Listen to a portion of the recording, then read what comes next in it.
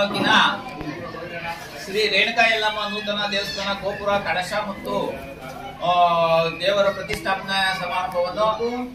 ಅಂದರೆ ಈ ದಿನ 12/6/2025 ಗುರುವಾರ ಪ್ರಾರಂಭವಾಗಿ 13/8/13/6/2025 ಶುಕ್ರವಾರ ಶ್ರೀ ಶ್ರೀ ರೇಣುಕಾನಂದ ಸ್ವಾಮೀಜಿಯವರ ಸಾನ್ನಿಧ್ಯದಲ್ಲಿ ಪ್ರತಿಷ್ಠಾಪನೆ ನೆರವೇರಿಸಿದ್ದೇವೆ. ಇಲ್ಲಿ ನೂತನವಾಗಿ ಈ ದೇವಸ್ಥಾನ ಯುಗ ಯುಗಾಂತರದಿಂದ ಭಕ್ತರ ಕಷ್ಟ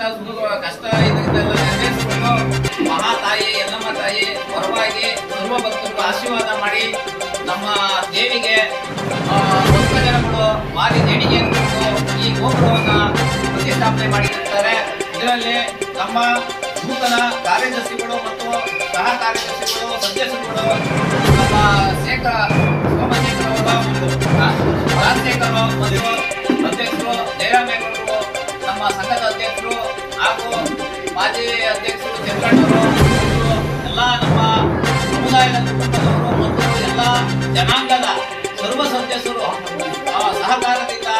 ಈ ನಮ್ಮ ಯಲ್ಲಮ್ಮ ತಾಯಿಯ ನೂತನ ಪ್ರತಿಷ್ಠಾಪನೆ ಆಗಿರುವುದರಿಂದ ಯಶಸ್ವಿಯಾಗಿ ನೆರವೇರಿಸುತ್ತೇವೆ. ಈ ಯಲ್ಲಮ್ಮ ತಾಯಿಯು ಸರ್ವ ಭಕ್ತರಿಗೂ ಆಶೀರ್ವಾದ ಮಾಡಿ ನಮ್ಮನ್ನ ಜನಗಳನ್ನ ಆಶೀರ್ವಾದ ಮಾಡಿ ನಾವು ಎಲ್ಲರೂ ಕಾಪಾಡಬೇಕಾಗಿ ನಮ್ಮಲ್ಲಿ ಹಾಗೂ ಇದರಲ್ಲಿ ಕಳಕಳಿಯಾಗಿ ಎಲ್ಲರೂ ನಮ್ಮ ತಾಯಿಗಳಾಗಿ ಈ ಇದನ್ನ ಯಶಸ್ವಿಯಾಗಿ ಮಾಡ್ಕೊಂಡಿರೋದಕ್ಕೆ ಎಲ್ಲರೂ